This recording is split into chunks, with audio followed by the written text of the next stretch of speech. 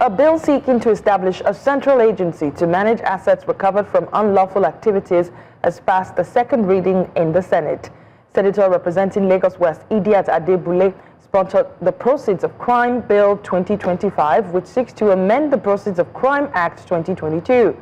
The bill proposes a new legal framework to enhance transparency, accountability, and efficiency in the handling of recovered assets. Leading the debate on the floor during the plenary on Tuesday, Adebule said the current structure, where 18 agencies manage fortified assets through their directorates, has resulted in duplication of functions, poor oversight, and corruption.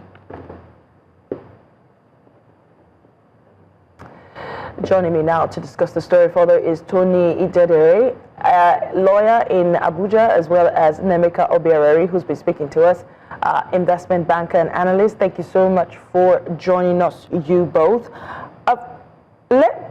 Okay, so I'll just go with you straight up, Obiaraeri, because we're still expecting Tony to join us.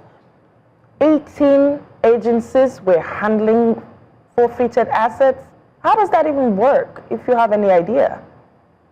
Yes, it's a very good bill, and I must commend them for even thinking through it. It's not just recovery of assets by EFCC. There are a lot of assets that are recovered even by the Customs and Excise Department for underdeclared goods or goods that were abandoned at the wharf by importers. So, and of course, we've all known that even NDIC and all those stuff, we all know clearly that most of these assets properly managed. At the end of the day, it finds itself back to the hand of cronies of the recovery agencies. But beyond establishing such agencies, we must also put in place deterrent measures. I've always said it. The law itself is not meant to destroy anybody. The law is actually meant to ensure good governance and prevent malfeasance in the society. I've always advocated this. One of the easiest ways public sector officials launder money in Nigeria is through acquisition of assets. And if we want to mitigate this, we have provisions that can help us mitigate. And what are those provisions? We just need to amend the CCB Act. Simple. To make public declaration of assets of public office holders public. You cannot, if you don't want to see it, don't go to the kitchen. Make it compulsory. Create an e-portal. Anybody, before you even assume office, you must declare your assets and render it publicly, not ambiguously like Buhari's own. You must state what you owe and what you own in specific terms. If you have properties, you must state it where it is, and even with valuation.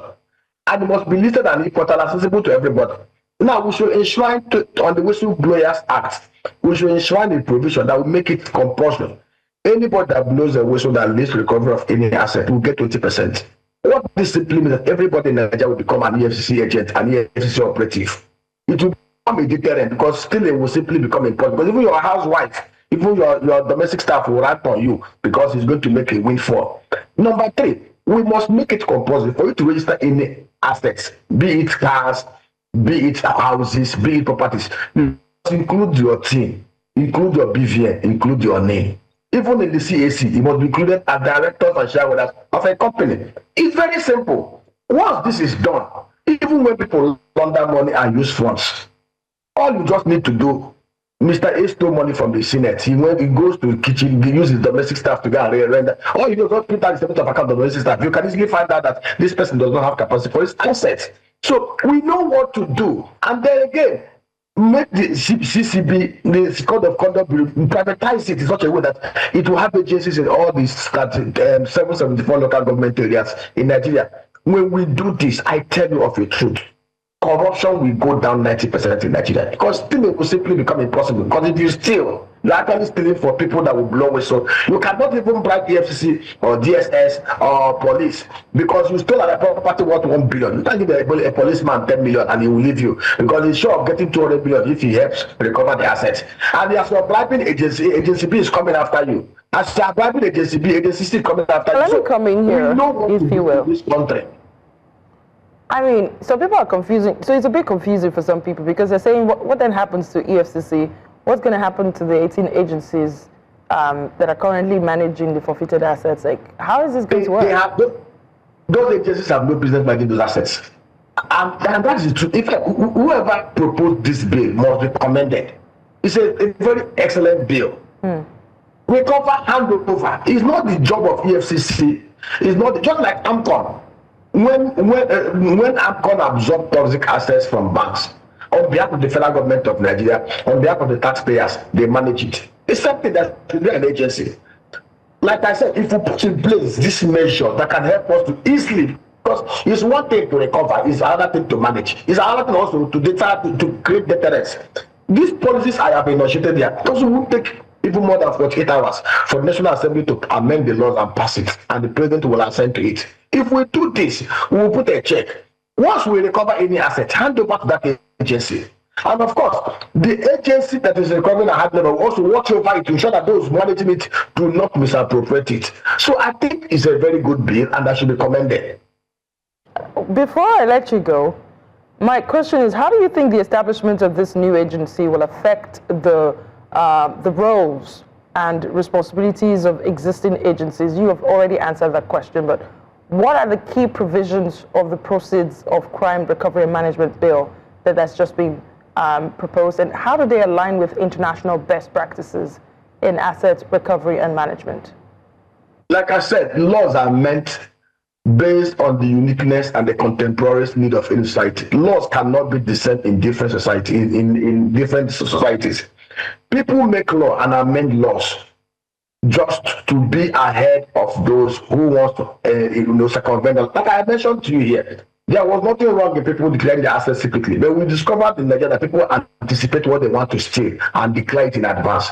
So to deter it, like I've suggested here, we must amend the laws to make it compulsory.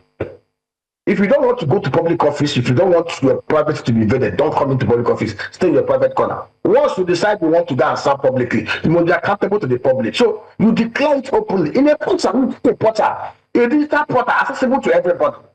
And then we'll make it compulsory. A whistleblowers. Once you blow whistle, whatever is recovered, you get 20%. We tell the truth.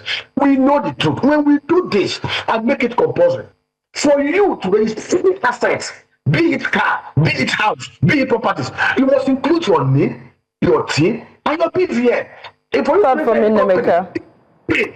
Yeah, let me quickly bring in Tony Itedjere. Is that how to pronounce your name? Itedjere. Yes, Itedjere. Okay. Thank you. A lawyer from joining us from Abuja. And my question would be, what steps can be taken to assure a smooth transition from the current system that we have to the new agency? Because this is going to create a lot of problems, clearly, between these agencies that are currently handling this, the forfeiture of assets.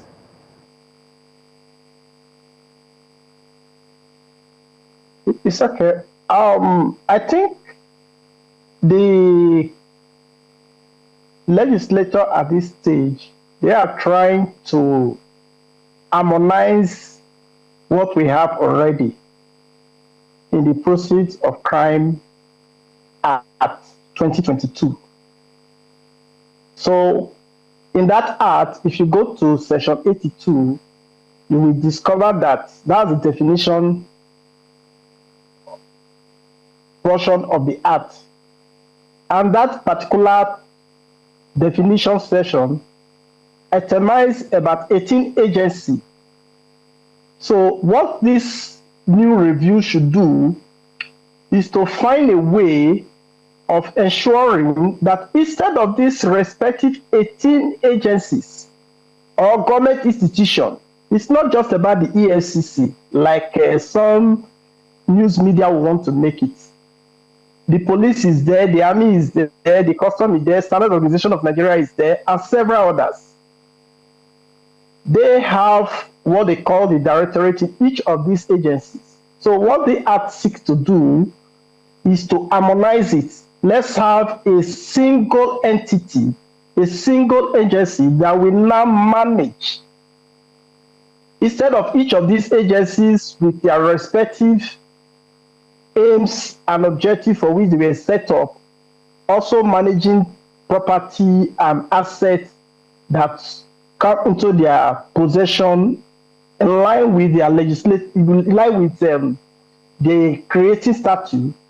What this particular statute seeks to do is to harmonize it so that a particular agency of government will not take care of all of these functions for each of these respective agencies, including the police. Nnaemeka, I have to wrap up this session. Your final word on this issue. It's a commendable bill, and they should go ahead, not just enough managing what is recovered. We should put deterrence in place. And like I've listed it out, it will not take the National Assembly 48 hours, less than 1 week, pass the first bill, second bill. If they want, we have a draft of the bill we can send to them. Put deterrence in place.